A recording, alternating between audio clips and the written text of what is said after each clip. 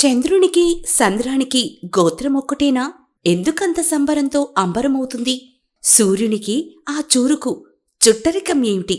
నీడనిచ్చి సేద తీర్చు ఓ పేద ప్రాణికి అది కదా మానవత, ఆది మానవుని ఘనత అంటూ కవిత్వం రాసిన డాక్టర్ రామకృష్ణ కోడూరి మనసున్న కవి, నవలా రచయిత, సినిమా కథకులు. తన అన్న సుప్రసిద్ధ గేయ రచయిత శివశక్తి దత్తతో కలిసి కొన్ని సినిమాలకు పాటలు కూడా రాశారు. ఆయన రాసిన గౌతమి అవతరణం నవల పలువురి సాహితీవేత్తల ప్రశంసలు పొందడం అభినందనీయం. డాక్టర్ రామకృష్ణ కోడూరి పురాణ కథలను అద్భుత ప్రాకృతిక వర్ణనలతో ఆధునిక తెలుగు భాషలో నవలలుగా రాయగల నవలాశిల్పి. డాక్టర్ రామకృష్ణ గారి కుటుంబమే సంగీత సాహిత్యాల నిలయం, సినిమా కళకు ఆలయం. విజయేంద్ర ప్రసాద్, కీరవాణి, రాజమౌళి, శ్రీలేఖ లాంటి గొప్ప కళాకారులున్న ఉమ్మడి కుటుంబం వీరిది. శివశక్తి దత్త రాముడైతే డాక్టర్ రామకృష్ణ కోడూరి లక్ష్మణుడు. అన్నమాట జవదాటడు. 90 ఏళ్ల వయసులో అన్నకు తోడు నీడగా ఉంటున్న ఈ రచయిత బహుముఖ ప్రజ్ఞశాలి, నిగర్వి, నిరహంకారి, పుంభావ సరస్వతి. అవార్డులు రివార్డులు అందుకున్న సృజనాశీలి. తెలుగు వన్ ప్రేక్షకులకు నమస్తే. ఈరోజు అక్షర కార్యక్రమంలో ఒక అద్భుతమైనటువంటి వ్యక్తిని పరిచయం చేయబోతున్నాం. ఆయన పేరు కోడూరి డాక్టర్ రామకృష్ణ గారు. ఆయన ఎవరో కాదు, సుప్రసిద్ధ సినీ గేయ రచయిత, సంగీత సాహిత్య చిత్రలేఖనంలో ప్రపంచ ప్రఖ్యాతిగాంచినటువంటి శివశక్తి దత్త గారి తమ్ముడు, కీరవాణి గారి చిన్నాన్న, అదేవిధంగా రాజమౌళి గారి పెదనాన్న డాక్టర్ రామకృష్ణ గారు. ఆయన పలికితే శ్రీశ్రీ పలికినట్టుగా ఉంటుంది.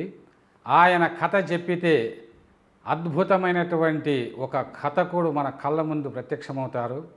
మరి సంప్రదాయ కుటుంబంలో పుట్టి, వ్యవసాయ కుటుంబంలో పుట్టి, సరస్వతీ దేవిని ఆవాహన చేసుకున్నటువంటి ఒక గొప్ప రచయిత డాక్టర్ కోడూరి రామకృష్ణ గారు. ఆయనతో ముఖాముఖి కొనసాగిస్తాం. నమస్తే గురువుగారు. నమస్కారం. ఎలా ఉన్నారు? బాగున్నానండి. మొట్టమొదట మీరు అంటే గొప్ప గేయ రచయిత.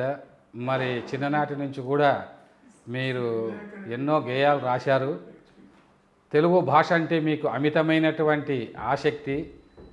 మరి తెలుగు భాష పైన కూడా చాలా మంచి పాటలు రాశారు. మీరు తెలుగు భాష గురించి చెబుతూ ఒక పాట పాడాలని చెప్పేసి నేను కోరుతున్నాను. పాట పాడలేనండి, చెప్తాను. చెప్పండి.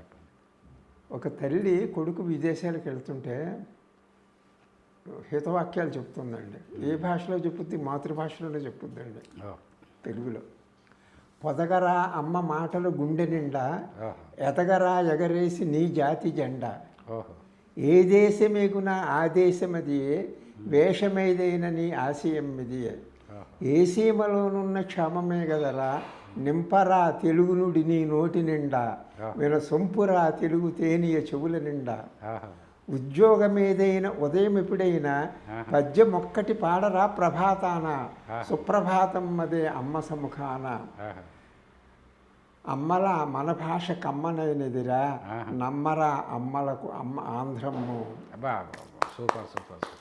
శాతవాహన చక్రవర్తులు ఛత్రమెవ్వరికెత్తెరా, కాకతీయుల కథన కాహళ ప్రేరణెవ్వరు చేశారా. వ్యాసభారత తెలుగు సేతకు నన్నయాతి కన్న ప్రగ్గడ, ముగ్గురొకటై త్రావి జయమును ఉగ్గుపాలెవ్వరివిరా. అద్భుతం. శ్రీసమాలిక శేషనాథుడు వేసినెవ్వరి గళమున, బెమ్మెరార్యుని భక్తి సుధలకు వాసి ఎవ్వరి వరమున. సాహితీ సమరాంగణంలో సార్వభౌముడి కృష్ణరాయలు అష్టదిగ్గజమూర్ధముల హారతులను ఎవరికి పట్టారా. గురు జాడలవుటకు గురువులెవ్వరు ఆధునిక కథ అడుగుజాడకు. కూచిపూడిని జడకు నాట్యము కూర్చనెవ్వరి తరమురా. అన్నమయ్యను పరమపదముల చేర్చనెవ్వరి కరుణరా. రామదాసుకు తెలుగు భజనల నేర్పనెవ్వరి సృజనరా. త్యాగరాజును రాగరాజు తీర్చనెవ్వరి గరిమెరా. త్యాగరాజును త్యాగరాజుని రాగరాజుగా తీర్చనెవ్వరి గరిమెర. ఆహా. గురుజాడలవుటకు గురువులెవ్వరు ఆధునిక కథ అడుగుజాడకు. ఆహా. గురుజాడలవుటకు గురువులెవ్వరు ఆధునిక కథ అడుగుజాడకు. ఆ. పిడుగులుర్మగ ధైర్యమెవ్వరు మహాకవి శ్రీ శ్రీ పాటకు. అబ్బా. ఎంత తవ్విన తరగనిదిరా తెలుగు తేగల పాతరా. ఆహా. పాతినామలకెత్తురా ఇది అక్షరాక్షర విత్తురా. ఓహో, అద్భుతం గురుగారు. రాయప్రభలో గుర్తు చేశారు. ఏ దేశమేగని ఎందుకు కాలేడని రాయప్రభ సుబ్బారావు గారు ఆ పాటనే గుర్తు చేశారు. ఇందులో మీరు తెలుగు అంటే కవులు వాళ్ళ చరిత్ర, తెలుగు యొక్క గొప్పదనము, తెలుగు భాష యొక్క గొప్పదనము, కవుల గొప్పదనము అన్నీ ఈ పాటలో మీరు తెలియజేశారు. చాలా అద్భుతము. ఇంతటి ఒక కవితా ధార అంటే మీరు మాట్లాడుతుంటే, మీరు కవిత చెబుతూ ఉంటే నాకు శ్రీశ్రీనే జ్ఞాపకం వస్తాడు. అంటే అటువంటి యొక్క ఈ కవితా ధార మీకు ఎలా వచ్చింది? తెలియదండి, తెలుగంటే ప్రేమ అంతే. మీ అన్నగారు శివశక్తి దత్త గారు గొప్ప సంస్కృతము ఆయన నేర్చుకోకున్నా కూడా గొప్ప సంస్కృత గేయాలను అనేక సినిమా పాటల్లో రాసినటువంటి గొప్ప రచయిత, గొప్ప కవి. ఆయన అద్భుతంగా చెబుతారు, మీరు అద్భుతంగా చెబుతున్నారు. అంటే ఈ సాహిత్యము, సంగీతము, సాహిత్యము మీ ఇంట మరి అక్కడ నడయాడుతుందేమో సరస్వతీదేవి అన్నట్టుగా ఉంటుంది సంగీత సాహిత్యాలు. అయితే మీరు ఈ కవిత్వం రాయాలని రాశారా, లేదా అలవోకగా మీకు కవిత విద్య అబ్బిందా అన్నటువంటి విషయాన్ని కాస్త తెలియజేయండి. రాయాలని రాయలేదండి. ఏదైనా ఇప్పుడు నేను వ్రాసిన భావజాలము, పదజాలము అంత లేదండి నా దగ్గర నిజంగా. కానీ రాయటానికి కూర్చుంటున్నప్పుడు ఆ ధార వస్తుంది. ఓహో, సరస్వతి కటాక్షం కలుగుతుంది. మీరు ప్రధానంగా సినిమా కథకులు అంటే మీరు అంటే మీ కుటుంబమే సినిమా కుటుంబం అనుకోండి, మీరు అద్భుతంగా కథలు చెబుతూ ఉంటారు, అదేవిధంగా గేయాలు రాస్తూ ఉంటారు. మరి మీ అన్నగారితో కలిసి కొన్ని సినిమాలు కూడా పాటలు రాశారు. ఈ పాటలు రాయాలనేటువంటి ఆసక్తి మీకు ఎలా కలిగింది? చిన్నప్పటి నుంచి ఉందండి. ఎస్ఎల్సి చదువుకున్నప్పుడు ఆ ఛందస్సు అది నేయటం, కొంచెం పద్యాలు రాయటం అది కొంచెం ఉత్సాహం ఉండేది. తర్వాత మరుగున పడిపోయిందండి. మళ్ళీ ఈ మధ్య నాకు కొంచెం ఖాళీగా ఉండి మళ్ళీ రాస్తున్నాను. మీరు మద్రాసులో ఉన్నారు కదా మీ అన్నగారితో పాటు? అవునండి. ఆ కాలంలో సినిమాలకు పనిచేశారా? లేదండి, నేను డైరెక్ట్గా పనిచేయలేదండి. కూర్చొని కొంచెం సహకారం అంతే. అప్పుడు మీరు రాసినటువంటి ఏదైనా ఒక సినిమా పాట, ఒక పల్లవి కానీ చరణం కానీ చెప్పండి. అదే చరణం చెప్తాను. అందులో రాజశేఖర్ మేనాకి పారాయణ పెడతాను. ఏ సినిమా సార్? బొబ్బిలి వంశం సినిమాలో. బొబ్బిలి వంశం. అది నేనే చెప్పాను సిచ్యువేషన్ ఎలా ఉండాలని. ఓకే. దేవేరి కనుపాప దేవిళ్లలోన మెరిసింది ముత్యాల తడుకు. అబ్బా. నారాణి పారాణి మాగాణిలోన కురిసింది ఒక స్వాతి చినుకు. ఆహా. అంటే ఆ గేయాల్లో కూడా మీరు కవిత్వం పండించారు, సినిమా పాటల్లో కూడా. మామూలుగా స్వాచ్ఛనకు ముత్యం అవుద్దండి. ఇక్కడ కళ్ళల్లో దేవేరి కనుపాప దేవిళ్లలోన మెరిసింది ముత్యాల తడుకు, నారాణి పారాణి మాగాణి అంటండి. సాయి నారాయణలోన కురిసింది ఒక స్వాతి చినుకు. స్వాతి చినుకు. అద్భుతం, అద్భుతం. మీ మాటల్లోనే కవిత్వం జాలువారుతుంటుంది గురువుగారు. తర్వాత మీరు అంటే ఈ విషయాలన్నీ మనం మాట్లాడుకునే ముందు మీ యొక్క జీవిత నేపథ్యం అంటే మీరు ఎక్కడ పుట్టారు, మీ తల్లిదండ్రుల గురించి, తర్వాత మీరు చాలా పెద్ద కుటుంబము, మరి ఆ కుటుంబంలో ఎంతవరకు చదువుకున్నారు, రెండవ విషయం ఏంటంటే మీరు వైద్య రంగంలో ప్రవేశించారు, మరి వైద్య విద్య పట్ల ఎందుకు ఆసక్తి కలిగింది, ఇలాంటి విషయాలు కాస్త తెలియజేయండి. మీరు కొవ్వూరులో పుట్టానండి. మా నాన్నగారు కోడూరు అప్పారావు గారు. ఇదంతా ఈ కవిత్వం ఇది ఎలా వచ్చిందంటే అండి, మా నాన్నగారు గొప్ప విద్యాదానం చేశారండి. ఓహో. విద్యాదానం అడిగిన వాళ్ళకి లేదనకుండా నేను మెడికల్ కాలేజీలో ఉన్నప్పుడు కూడా కొందరు పేద విద్యార్థులకి పంపమంటే కూడా అమ్మలు పంపివ్వరండి. ఓహో. మీరు చదువుకునే రోజు నేను చదువుకుని నేను రికమెండ్ చేస్తే కూడా పంపివ్వరు. బహుశా ఆ విద్యాదానమే మాకు ఇట్లాగా అదే ఫలితం ఇచ్చింది. నేర్చుకోకుండా కొంత కొంత సరస్వతి కటాక్షం కలిగిందేమో అండి. అంటే మీ నాన్నగారు ఏం చేసేవాళ్ళు గురుగారు? నాన్నగారు వ్యవసాయం అంటే కాంట్రాక్ట్ చేసేవారండి. ఈ రోజుల కాంట్రాక్ట్లా కాదండి, ఆయన కట్టిన భవనాలు ఇప్పటికీ కూడా బయట తీయకుండా ఉన్నాయి. ఎక్కడ మీ ఊరు? మీ ఊరు ఎక్కడ? కొవ్వూరు అండి. కొవ్వూరు. కొవ్వూరు కొవ్వూరులోను రాజమండ్రిలోను రాజమండ్రి ఆర్ట్స్ కాలేజీలో ఏమైనా సరే ఇప్పటికీ కూడా ఆ చెక్కు చెదరపిల్లలు మా నాన్నగారు కట్టినవి. ఓహో. అంటే మీ నాన్న బాగా దానం చేసేటువంటి చాలామంది విద్యార్థులు చదివించారు.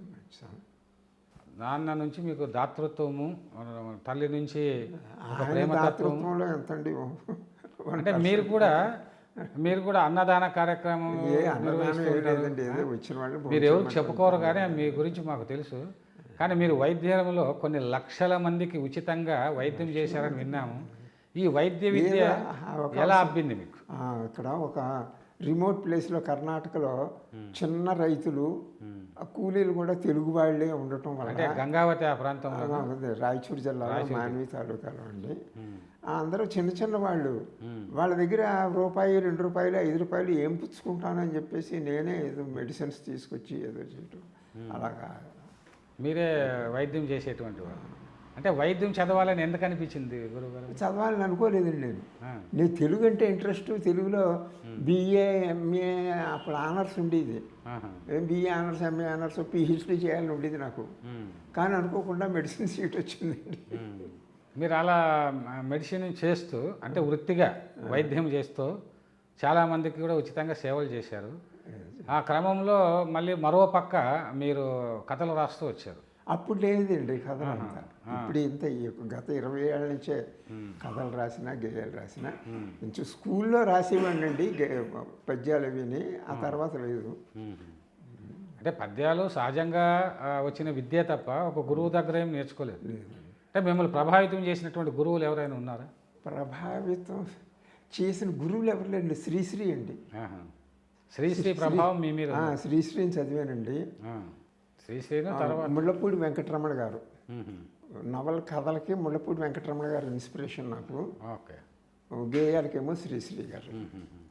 అందుకే మీరు శ్రీశ్రీ స్టైల్లోనే ఇప్పటికీ గేయాలు రాస్తుంటారు. మరి ముళ్ళపూడి రమణ గారు వాళ్ళ యొక్క కథాకథన పద్ధతులు మీరు అవలంబించి అద్భుతమైన నవలలు కూడా రాశారు. మీరు రాసినటువంటి గౌతమి అవతరణం ఇది తెలుగు సాహిత్యంలోన నాకు తెలిసి ఇటువంటి అంటే మైథాలజికల్ బేస్డ్గా ఒక అద్భుతమైన వర్ణనలతో ఇటువంటి నవల వచ్చిందని నేను అనుకోను తెలుగులో. ఎందుకంటే ఒక విమర్శకునిగా నాకు తెలుసు.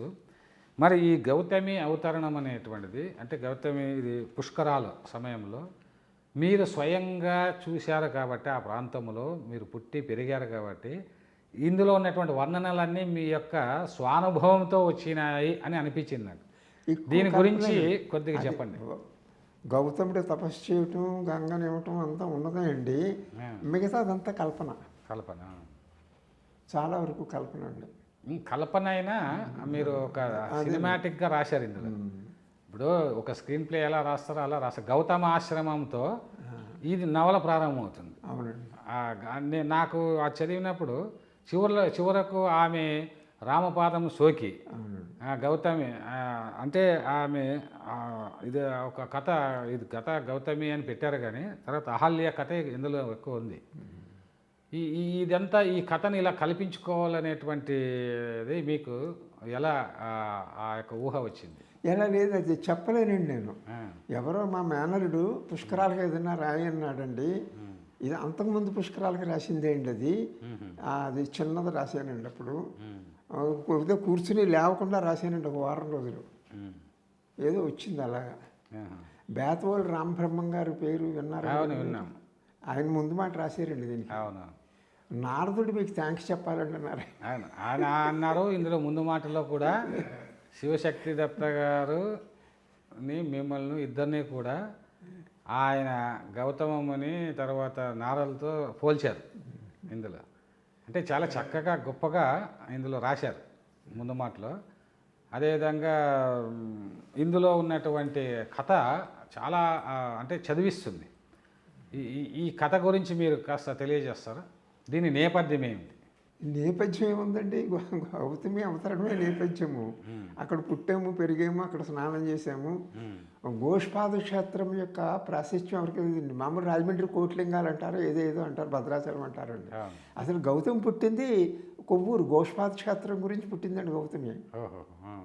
అది కొంచెం విశదంగా రాసి, అంటే మీకు స్వీయ అనుభూతులు, స్వీయ అనుభవం ఉంది కాబట్టి కొన్ని విషయాలు, అంటే ఒక రచయితకు తాను చూసినటువంటి ప్రదేశాలు, అక్కడ ఉన్నటువంటి దృశ్యాలు, అక్కడ ఉన్నటువంటి మనుషులు, అక్కడున్న సంస్కృతి, ఆ భాష కూడా చాలా చక్కని భాషని ఉపయోగించారు మీరు ఇందులో.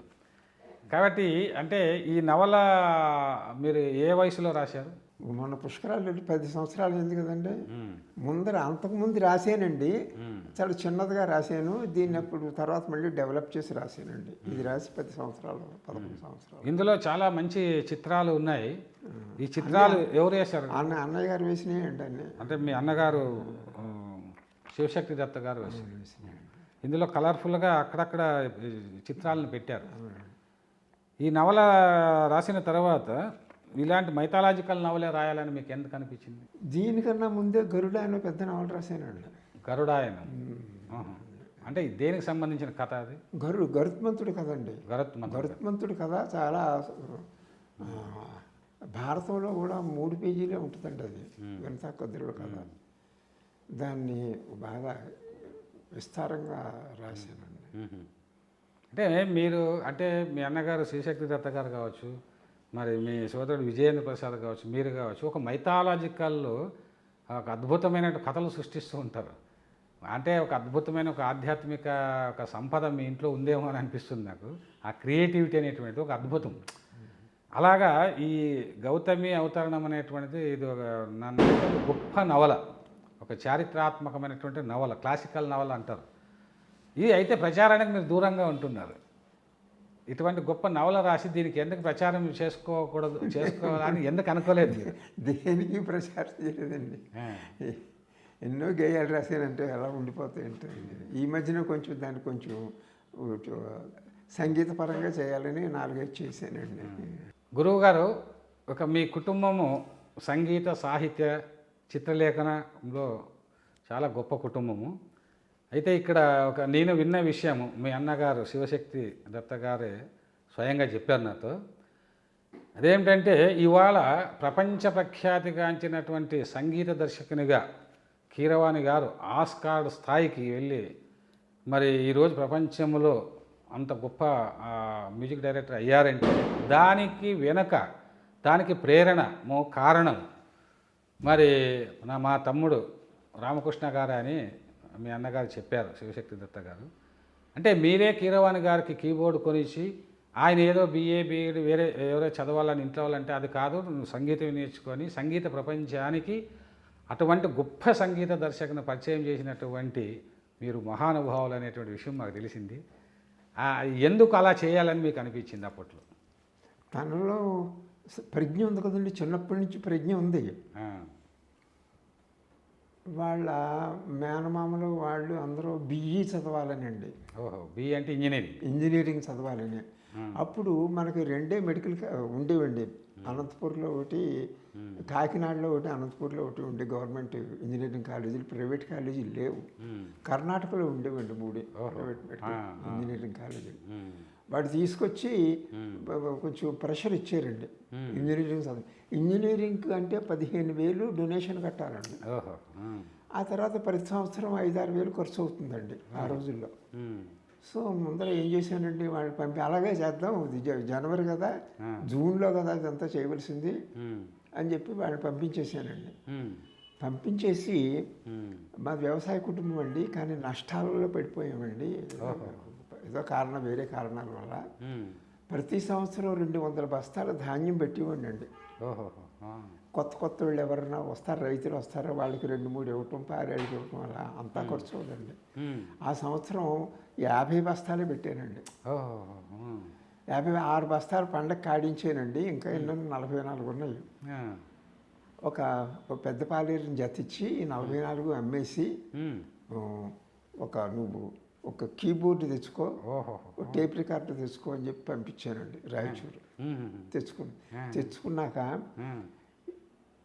You are born to become a music director, బా. Not an engineer. This is your college, this is your university బా. అని చెప్పాను. చాలా గ్రేట్, అప్పటికే ఊహించారు.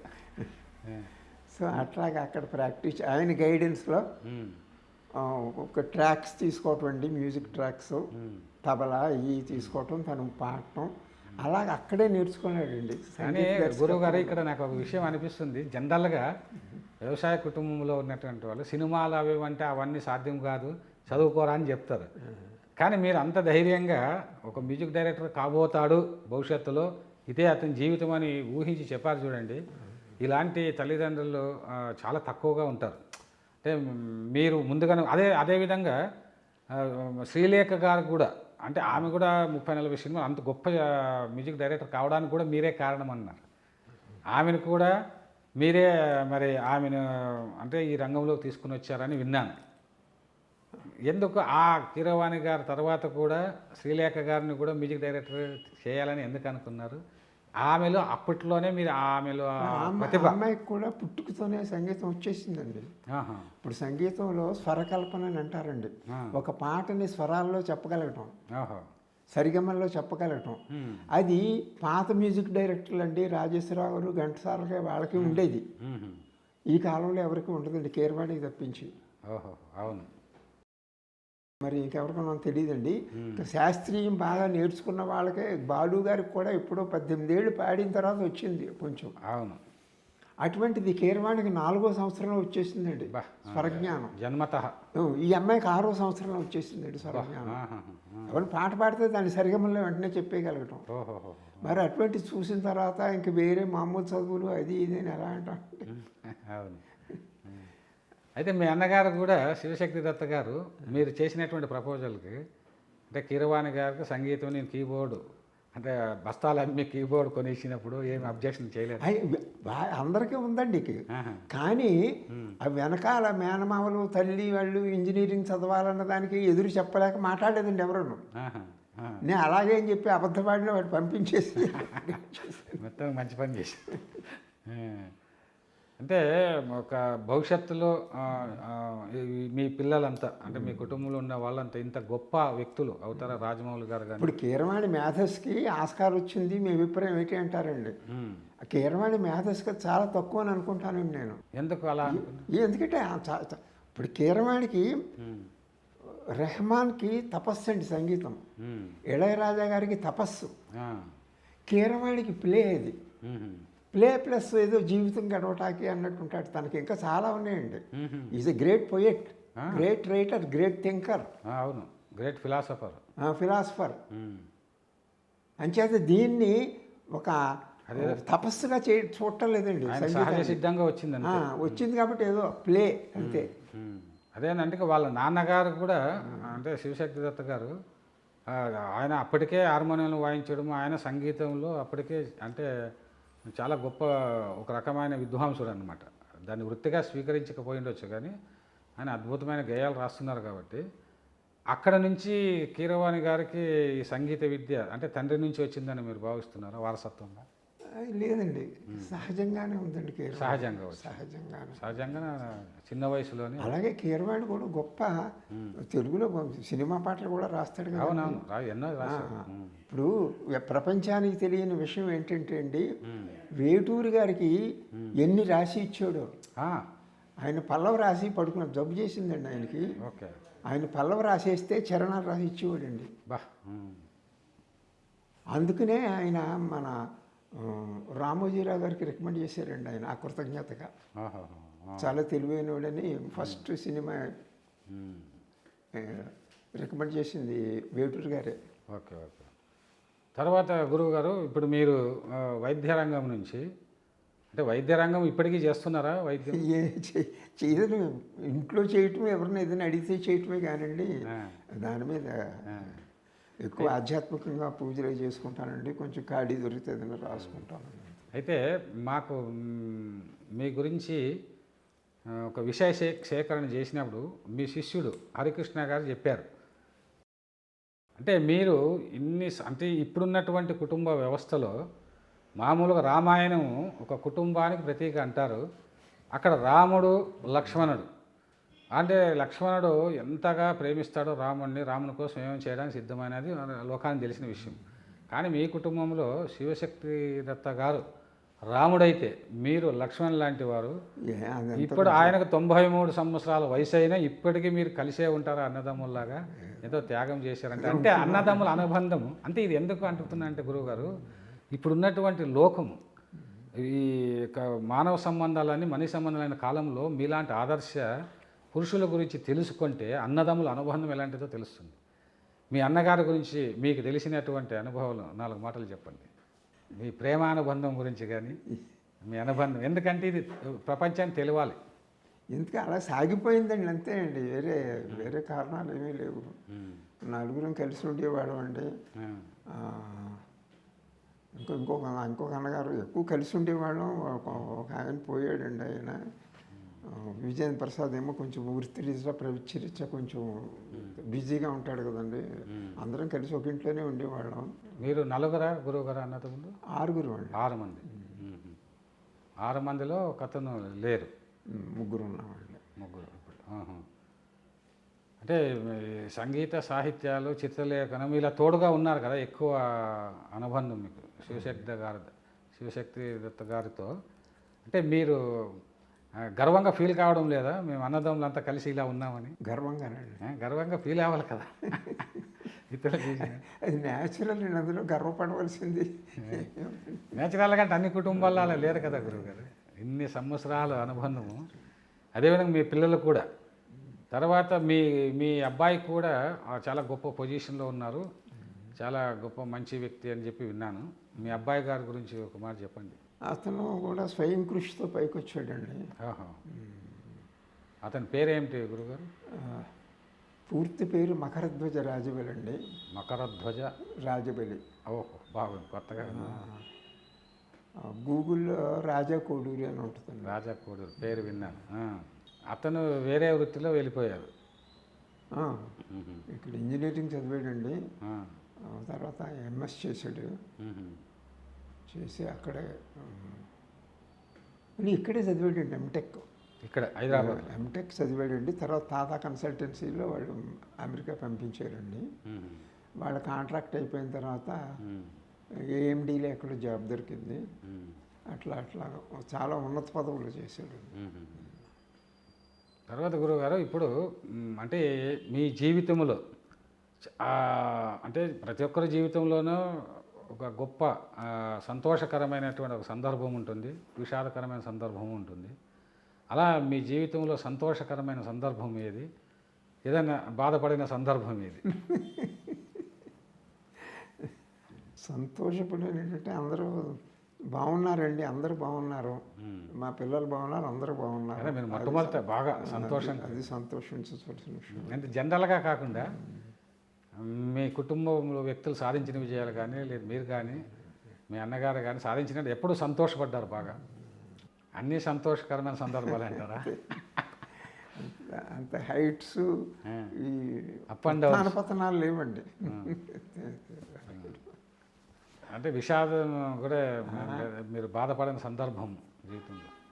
మీరు బాధపడిందంటే అండి, బాధ వేటి గురించి బాధ ఏమి లేదు కానండి.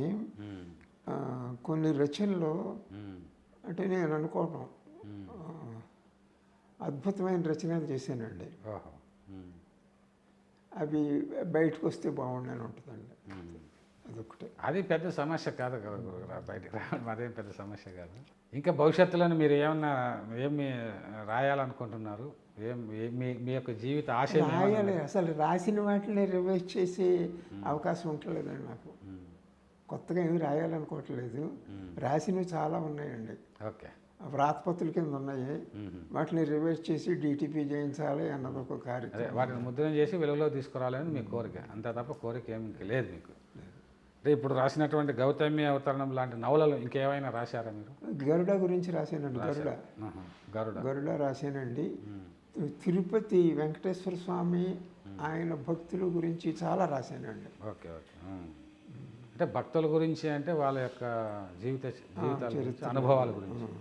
ఆ, తరిగొండ వెంగమాంబ గారి గురించి ఎవరికి తెలియదండి. అవును. నేను దొరస్వామిరాజు గారికి చెప్తే ఆ కథ దొరస్వామిరాజు గారు ఏదో చిన్న సినిమా తీస్తే మ్మ్.